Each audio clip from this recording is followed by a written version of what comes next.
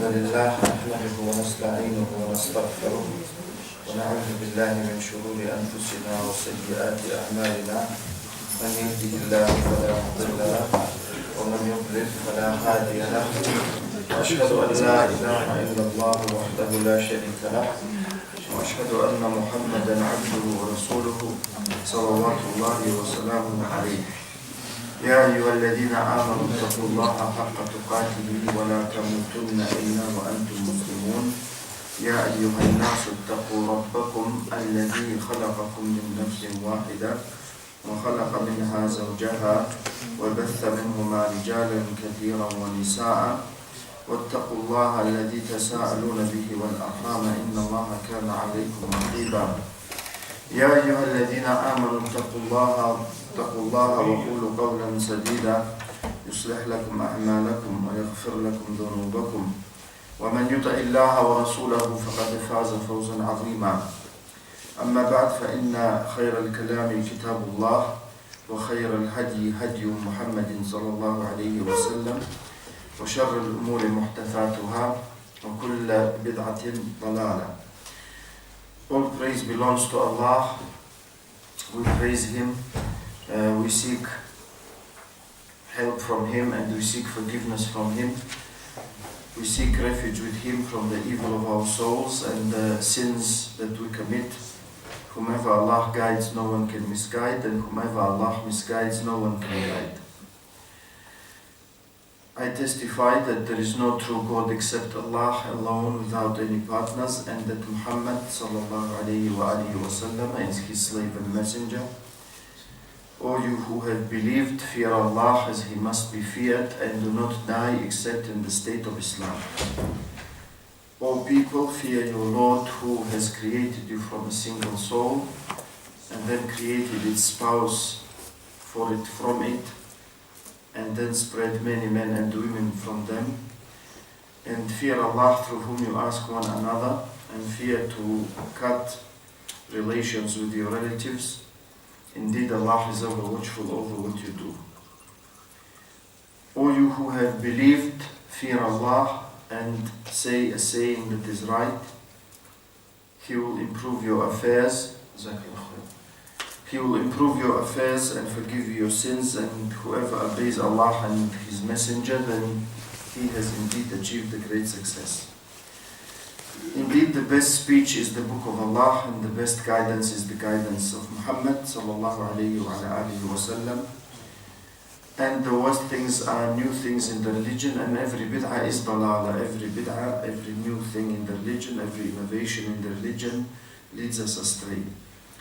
Dear respected brothers and sisters, this is what we call khutbah. This is the sermon with which Prophet Muhammad ﷺ used to start gatherings with his companions and with his friends. He used to use it on Fridays when he used to deliver the khutbah of Friday, the sermon. He used to use it when he would get together, like I said, with his companions. He would even use it on occasions like weddings to show the greatness of this surah. And the Sahaba, the companions radiallahu anhum, may Allah be pleased with them, they said that he used to teach us this khutbah, this sermon and this address the same way as he used to teach us surah from the Quran or chapters of the Quran.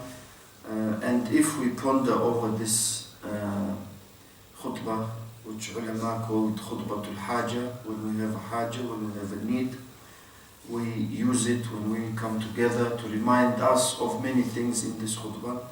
One of them is to obey Allah and the Messenger sallallahu alaihi wasallam. The other is the beginning of creation, how Allah started the creation, the first ayah from Surah An-Nisa. Also to speak what is correct and to avoid bad speech. Many things. Whomever Allah guides, he used to say, no one can misguide. For us to not worry if we take the asbab, the things that lead us to guidance, and we rely on Allah, because no one can misguide anyone who wants to follow the guidance sincerely. So this khutbah is a great khutbah, and some people embraced Islam at the time of the Prophet ﷺ upon hearing this khutbah, due to its greatness and the great effect it has. And of course, it is better to say at the beginning of our speeches and meetings something the Prophet ﷺ used to like, that means that Allah loves it, than something that we think that is good. So that is why I started it with this, and also the scholars advise us to start with it. Today we have a very important topic, and something that was touched upon in a khutbah I did here a few weeks ago. And before that, I would like to mention, since it's been recorded, the date, because it's important to know dates when we look at recordings. And the date today, as far as I remember, is the 4th of Safar, the second month of the Islamic calendar, year 1435 after Hijrah, and we should try and familiarize ourselves with the Islamic calendar. And that corresponds to the 8th of December 2013 according to the Gregorian or Christian calendar. And it is a Sunday. So today it's a very important topic, and that is when we look around us, any person, any Muslim who loves his religion, who loves Allah, who loves the Prophet ﷺ, he or she cannot help but notice that the Muslims are in a bad state. And there are many symptoms of that, many manifestations, many things we see. One of them is the fact that the Muslims are totally divided religiously in their beliefs. Politically, they have many little countries now and keep dividing, unfortunately. They're divided religiously, politically, in any other way possible. They do not really care about one another, except very few. And most of them, they don't really care about their religion, except very few. So we all ask ourselves, these questions: why do these things happen in the first place? And what are the things that we can do to prevent it? And I mentioned the khutbah that I did here in Bedford, in this masjid. May Allah put barakah in your masjid, a few weeks ago. And of course we didn't have enough time. We only have about 20 minutes if we consider the prayer and the adhan and everything else. Even if the khutbah is officially 30 minutes, we get maybe 20-25 minutes left. So it's very difficult in a short khutbah, and the khutbah generally shouldn't be long. It's difficult in a short khutbah to expand and explain many things that are important for us. First of all, when people get unwell, for example, or something goes wrong, as you know, we must see the symptoms, we must see the signs of what can be wrong. So if we have headache, we have high temperature, we, for example, don't generally feel unwell or don't generally feel well, then the person who is qualified, who is a doctor, they will be able to suggest a number of options. They will look at the symptoms and they will say that this can be this according to what you have, and it can be another illness, but it looks probably more likely like this. So, and when something goes wrong, for example, in a car breaks down, then a person who is qualified, who is generally a mechanic, he would look at the car and define that problem and find that problem by looking at what is wrong, by listening to you, how it drives, what you hear, what you see, what you feel, and they will try and get to the bottom of what is wrong. So the situation with the Muslims is no different to that. We have to see, we have to look at what the symptoms are. Like I said, some of the symptoms I've described.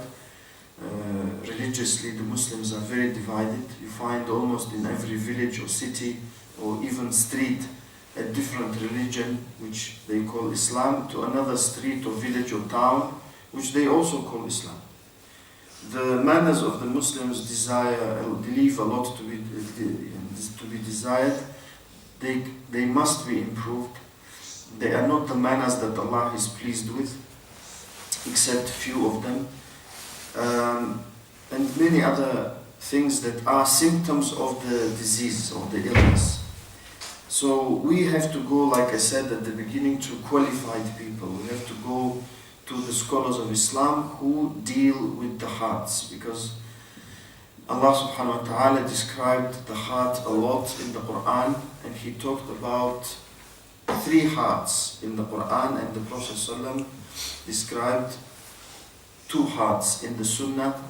The 3 hearts described in the Quran fall under the 2 hearts that the Prophet ﷺ said, which he said in a hadith narrated by An-Nu'man bin Bashir radiallahu anhuma in Bukhari and Muslim, that ألا وإن في الجسد مضغة إذا صلحت صلح الجسد كله وإذا فسدت فسد الجسد كله ألا وهي القلب.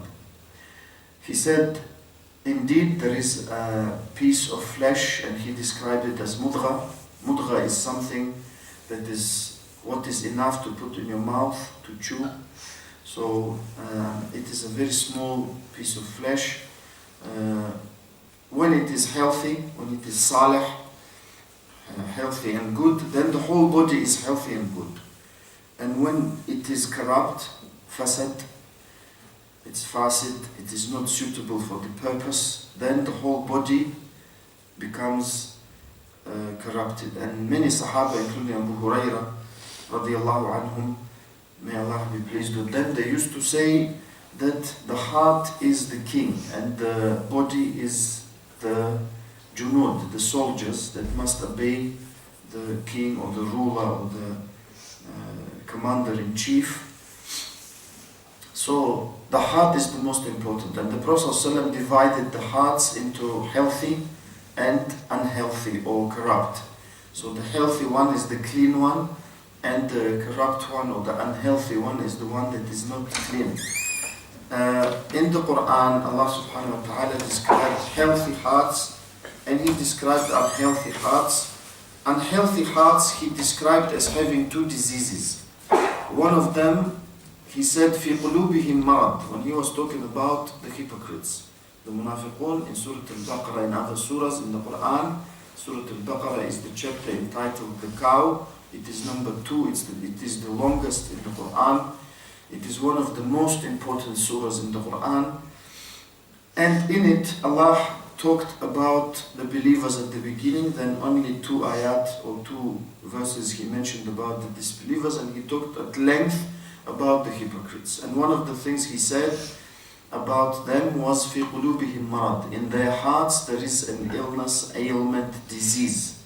The scholars said this disease is هَذَا مَرَضُ الشُّبُهَاتِ.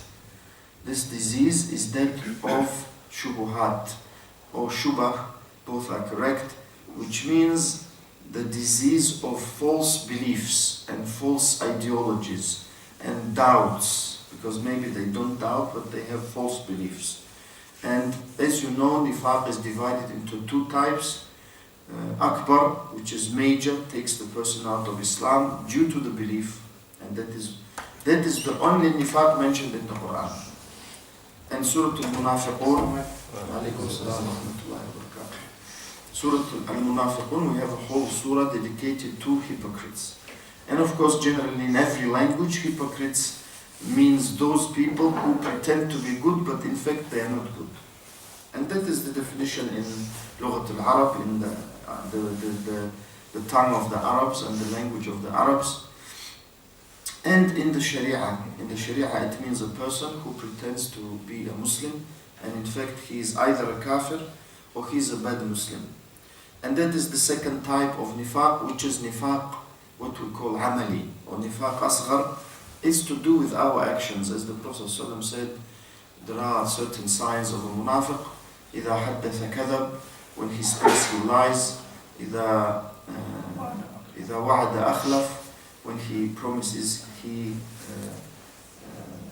doesn't fulfill the promise. وَإِذَا أُتُمِنَ خَانَ, and when he is entrusted he doesn't fulfill, he doesn't look after the trust that he has. And another hadith, he said, إِذَا عَاهَدَ غَدَرْ, when he makes an agreement, he breaks that agreement. وَإِذَا خَاصَمَ فَجَرْ, that when he argues or has a debate, then he behaves in a manner that is not befitting a Muslim, and it is fujur, which means disobedience to Allah. And the ulama said, the scholars of Islam, that fujur means he does not acknowledge the truth and he goes against the truth. So this is the type of nifaq, the type of hypocrisy, which we call, and the scholars call, asghar, minor, even though it is very bad, and it can lead to nifaq akbar. And the Prophet ﷺ said, whoever has all of them, he is a complete hypocrite. كان منافقا خالصا. يعني أعوذ بالله, to be a complete hypocrite. And who has khasla, feature of it, or one of them, of these characteristics, he has hypocrisy, or he has a branch of hypocrisy until he leaves it. So the reason I say all that is because Allah subhanahu wa ta'ala described that the hypocrites, they have a disease in their hearts. And the hypocrisy Allah mentioned in this surah in Baqarah and in Surah Al-Munafiqun, the hypocrites, the scholars said, is only one type, and that is nifaq akbar, nifaq i'tiqadi, where the person believes. For example, we have many people whose tongue shows what is in their hearts. When we have certain issues coming up, like the issue of niqab, or the issue of beard, or the issue of Islam generally, some people, they say Islam is not suitable for this time, and that in itself is kufr akbar. To say that, to make that statement, is kufr akbar. And that's some of the characteristics. This is one of the characteristics of the hypocrites. They, in their hearts, because this saying that they make, the statement, shows that in their hearts they believe that. Because how do we know what they believe? By what they say to us. Because what they do, we're not sure. Maybe they're ignorant, maybe they didn't understand, maybe someone forced, and so on. Just like in kufr. When someone commits kufr, for example, as far as I remember, Mu'adh radiallahu anhu, he went to Sham, they call Levant, or what now is Syria, Jordan, Palestine, and Lebanon. And he saw the Christians, because at the time they were Christians, he saw the Christians doing sujood to their priests and rulers. So he came and said, Ya Rasulullah, you have more right than them that we do sujood to you. And he did sujood to him. And to do sujood to other than Allah, his kufr is not allowed. Why? Because it's only for Allah subhanahu wa ta'ala. And it's part of ibadah. That's why Allah said in the Quran, فَاسْجُدُوا لِلَّهِ وَعْبُدُوا. So the Prophet ﷺ didn't say to him, Ya kafir, say la ilaha illallah. Why? Because he excused him because he didn't know. He didn't know that it's not allowed. Therefore, he did not become a non-Muslim. So the same applies to nifaq. If someone makes a statement or someone does something, we have to ask them, do they believe that? And the nifaq mentioned in the Quran is all, like I said, nifaq akbar. And there are many signs of them spread throughout the Quran. The reason I mentioned them is because Allah said they have an illness. So the most important part we have in our body is the heart. And we have to treat it. And the illness of the hypocrites is of the most dangerous type, which is the illness of shubuhat, the illness of ideologies. That's why they say ideological war. For example, when non-Muslims want to change the belief of the Muslims, they send their preachers to do da'wah. They try to infiltrate the homes of the Muslims with channels, with television. They try to get access to them through the internet now. Before, of course, it was different because there was no television, no internet. So wherever people used to come together, like markets, towns, and so on, they used to send preachers, for example, for Christians, for other religions, and so on. So That is the most dangerous type of disease, and we have to know it, because when we try to protect our health, we try to know what is harmful to our health. And for example, now we see everywhere they say healthy eating, which is important, of course, because if we don't move like before, and we have cars that make us lazy and we don't move much, then of course we need foods that do not put strain on our body. They are light, they are easy to digest, they are easy for the body. But very few Muslims, they spend the same amount of time and effort worrying about the heart. And that is the most important thing in diagnosing the problem of the Muslims that we have now. And that is that the diseases are divided into shubuhat. And Allah said in the Quran, in Surah Al-Ahzab, فَيَطْمَعَ الَّذِي فِي قَلْبِهِ مَرَضٍ. He said, addressing the wives of the Prophet ﷺ, and this applies to all women, because when Allah says at the beginning of Surah Al-Ahzab, يَا أَيُّهَا النَّبِي اتَّقِ اللَّهِ, O Prophet, fear Allah. The ulama of tafsir said, this means to all Muslims, fear Allah. All Muslims. And when Allah addresses His wives, the wives of the Prophet ﷺ, and He says to them, do not make your voice submissive. لا تخضعن فلا تخضعن بالقول. Because men, they like when woman is submissive. That's, I mean, normal men, not twisted men. Normal men, they like women, number one. And because one brother, I said to him, brother, are you studying at university? Be careful, because a lot of young women, very beautiful women, so be careful. He said, Yakhi, I'm not interested in women. I said, brother, we have to check your masculinity then. Because if you're not interested in women, something is wrong with you. We have to check, we have to do something, some tests. I don't know what kind of tests, but we have to, because many people think that it's, it's not true, Ikhwan. Allah created us, we like women. And Allah said in the Quran, زُيِّنَ لِلنَّاسِ, beginning of Surah Al-Imran, حُبُّ الشَّهَوَاتِ زُيِّنَ لِلنَّاسِ حُبُّ الشَّهَوَاتِ مِنَ النِّسَاءِ. First thing He said is nisa. And what people like from shahawat, desires, meaning men. Nisa, women. And don't believe any man who says he doesn't like women.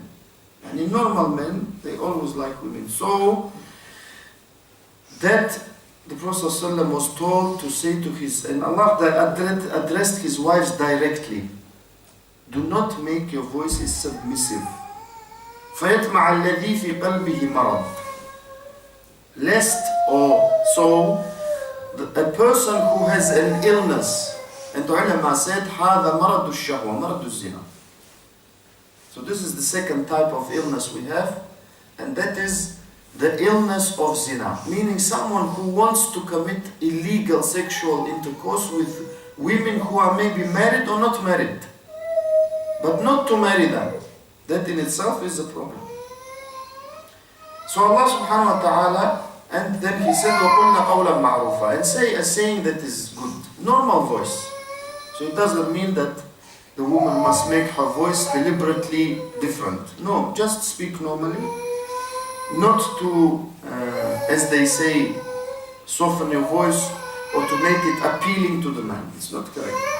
Because that wakes in him the desire. And not even the person who wants zina, any man. So, especially, that the ulama said, especially the one who has the illness of shahawat. And that is the second illness that we have. And the second illness that we have is shahawat. So two, remember please, the illnesses of the heart, very important. The illnesses of the heart are divided into two main types. Looking at the Quran and the Sunnah. The first type, more dangerous than the second, is ash-shubuhat, the doubts, ideologies, beliefs. They are the ones that destroy the person's religion. They are the ones that can destroy and have destroyed and keep destroying the Muslims. And inshallah I will come to that. The second type of illnesses of the hearts is shahawat, the desires that are unlawful. So if I have a desire to become a ruler of this country at any cost, that's my disease is what? Which type of one? I have a desire to become a ruler of the Muslim country at any cost. That is my aim. Is that a lawful desire? Not lawful, because Allah didn't allow us to do something at any cost. So, even worship, which is why we are created, to worship Him, He didn't say worship me at any cost.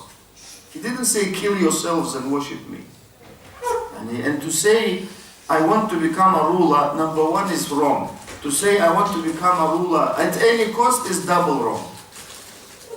So this type of illness in the heart is from the second type. And that in itself is very dangerous. But the first is more dangerous. So, and generally, the second one is connected to the first one. Meaning the illness of shahawat, desires, is connected to the shubuhat. Because people who have shahawat and they allow them to prosper in their hearts, they somehow believe wrong beliefs. Like when you speak to Muslims now, you say, Akhi, it's not correct for us to believe and do these things. It's not correct for us to be divided. They say, Akhi, Allah Ghafur Rahim. What does this mean? It means Allah will forgive me, inshallah. This in itself is a wrong belief. Why, Ikhwan? Tell me. Anyone can tell? Young brothers? Yes, brother. You can't guarantee God forgive you. Number one, you can't guarantee, correct? Number two, does Allah allow us to commit a sin knowing it is wrong? For example, I give you example from the dunya, not from the deen. I'm driving on the wrong side of the road, knowing that it's not allowed. The police stop me. I say, sorry, you should forgive me, it's no problem. I thought I pick up my friend and I don't want to go around. Like some brothers do. They want to use some suicide techniques. And they say, no, we will fine you now. Because this is a very bad traffic offense. You cannot be driving and jeopardizing people's lives. Maybe there's a biker coming, maybe someone, maybe another car or cars. So they will not accept my excuse that, don't worry, be lenient and this. And the ulama said, Allah is severe in punishment. Like He said in the Quran, Shadidul Iqab. The point I'm making is, Ikhwan, this belief is wrong in itself. Allah Ghafur Rahim. Or another thing they say to you, and this is something I'm saying everything I say from experience. When you speak to some people, they say, Al-Muhim Qalbi Tahir. The main thing, my heart is clean. The rest is not important. We say to them, how do you know your heart is clean if you don't do the right things? It's like saying, I put my clothes, they're dirty, and I put them in mud and I wash it. And I say, Akhi, wash in clean water. I say, the main thing that clothes are clean. How can they be clean if you're doing the wrong thing? How can your heart, Ikhwan, be clean when you're doing what Allah said is making your heart dirty and bad? No?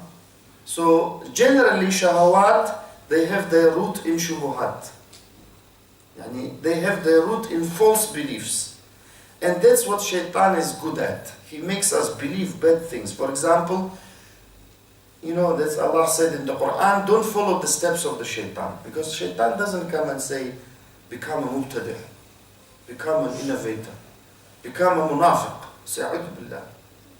Because these words we don't like. Even mubtadi' himself, he says he's not a mubtadi'. Someone who is doing bid'ah day and night, he says, I'm not a mubtadi'. He doesn't like this word. Like the ulama said, jahil, who doesn't know anything. If you say you are jahil, he doesn't like. Because these words they carry negative meanings. So the shaitan comes and says to us, the ulama said like this. For example, you want to do sunnah of dhuhr. He comes and says, it's not wajib. Why do you have to do it? So you have to know how to reply to the shaitan, otherwise you will be following him everywhere. That brings us to the importance of knowledge. So Allah subhanahu wa ta'ala said, as you know, إِنَّ اللَّهَ لَا يُغَيِّرُ مَا بِقَوْمٍ حَتَّى يُغَيِّرُوا مَا بِأَنفُسِهِمْ. And that is true. And this is even true for the things we know from this dunya. Yani Allah doesn't change the condition of the people until they change what's with themselves.